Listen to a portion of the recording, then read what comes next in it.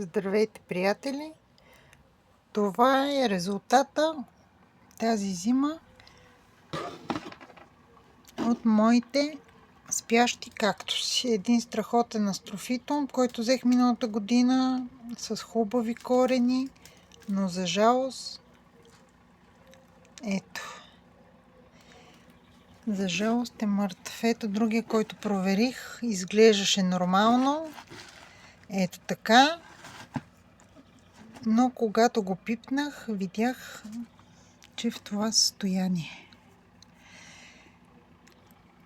Тази пародия отвътре направо е ужас. Ужас. На вода е вътре. Ето и другата щета, не му знам на този името, може би тук пише, тук си пише само цветовете. За жалост не му знам името. Цъфтеше в червено, ето, и той е на пихтия.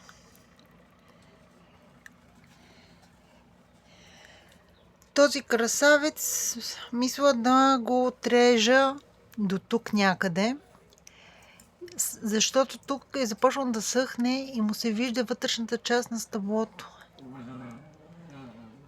Мисля да го оставя малко да позасъхне и да го насъда после да видя. Имам вече един такъв, който рязах и пусна корени. Ето го. Това е той. Беше много висок.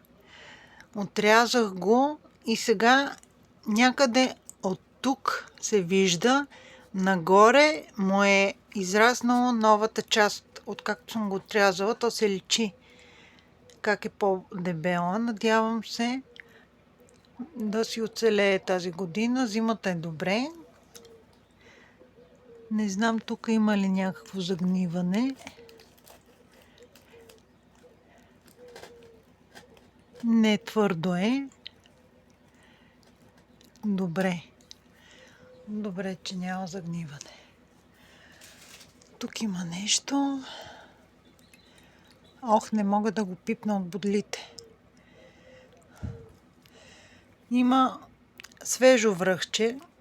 Не знам.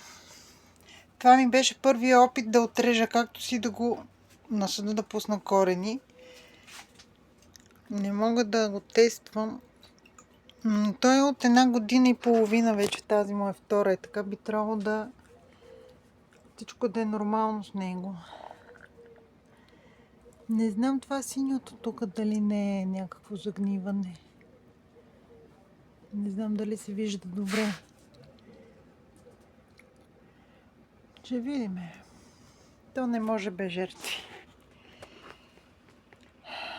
Добре, ще се включа по-натам отново.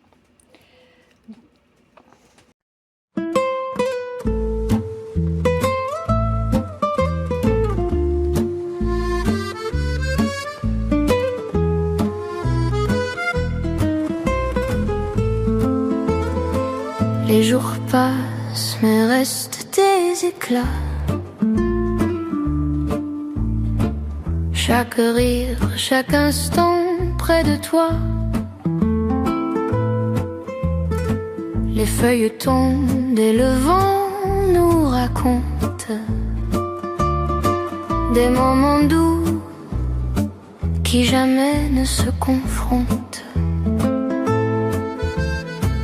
Les cafés où nous avons parlé, les ponts où nos mains se sont liées. Chaque souvenir brille dans mon cœur comme un rayon